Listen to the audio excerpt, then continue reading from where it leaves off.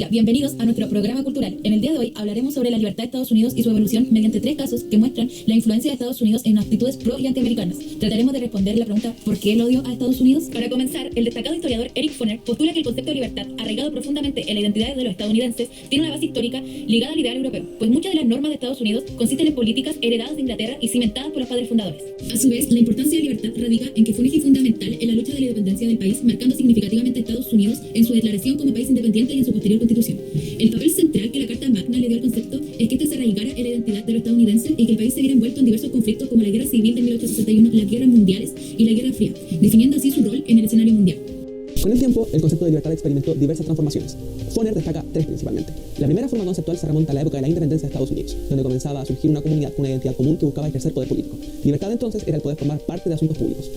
Tal forma conceptual se vio ejemplificada en el uso que el hombre blanco empezó a hacer del sufragio en años posteriores. El tiempo avanzó y el concepto también se transformó. Libertad, en los años posteriores, comenzó a ser la obtención de poder económico. Reflejado en la época de la industrialización, libertad era el poder formar parte de una masa específica de consumidores en el mercado. Tal forma conceptual fue tan potente que en años posteriores, frente a la crisis de 1929, Franklin D. Roosevelt y su paquete de medidas New Deal buscaron proveer al ciudadano estadounidense de cierta seguridad financiera aún frente a los tiempos de crisis. La tercera forma conceptual, que es la más abstracta y atemporal, puesto que se ubica en distintos momentos de la historia estadounidense, es la de actuar bajo un criterio ético o moral personal. Surge principalmente de la importancia evolutiva de poder elegir. Y si tuviéramos que elegir sucesos en los que se ha visto, podríamos destacar la convulsa década de los 60, donde abundaron diversos movimientos sociales por los derechos civiles. Dichas transformaciones del término libertad están intrínsecamente ligadas al origen del concepto de imperio moderno. Según lo postulado por Ferguson, un importante historiador británico, cuando los estadounidenses hablan de crear naciones, en realidad quieren decir hacer una réplica del Estado, en el sentido de que buscan crear instituciones políticas y económicas fundamentalmente similares, pero no idénticas a las suyas.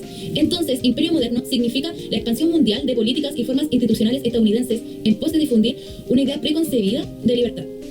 La amplia influencia que ejerce Estados Unidos en el mundo ha posibilitado el surgimiento de antiamericanismos en gran parte de lo que es Asia. Ahora, ¿qué es un antiamericanismo? Max Paul Friedman, un destacado autor e historiador, lo define como un odio generalizado hacia Estados Unidos en cada uno de los ámbitos posibles, incluido el político. Un ejemplo de antiamericanismo es situable en Corea del Norte. En 1950 Corea del Norte invade a Corea del Sur. Estados Unidos, que ya había perdido un potencial aliado en China debido a la revolución comunista de Mao Zedong, decide intervenir en favor de Corea del Sur.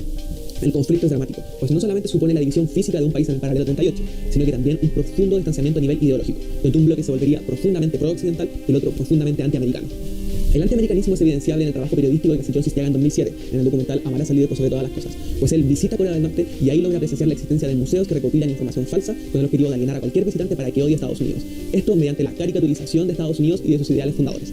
Un segundo ejemplo de antiamericanismo es evidenciable en el caso de Irán.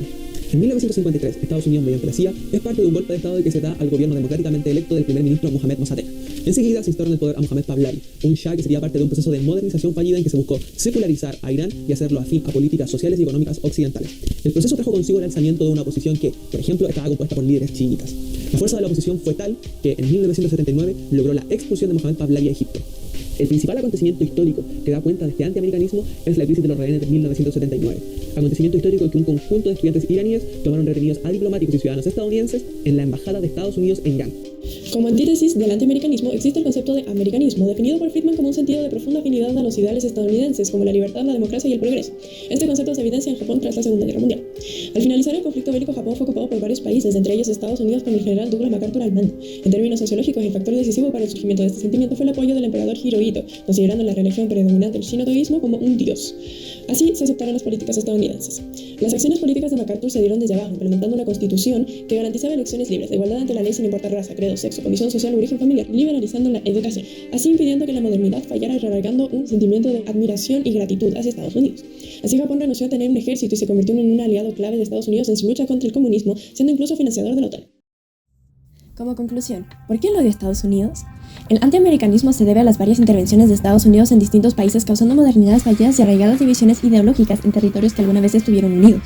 Aunque en la visión del país las batallas fueron bajo la bandera de la libertad y existen algunos casos donde la intervención fue exitosa, como Japón, para una gran parte del globo no fueron más que una imposición de su imperio moderno visto desde una óptica de dominación, más que de un alero de la libertad.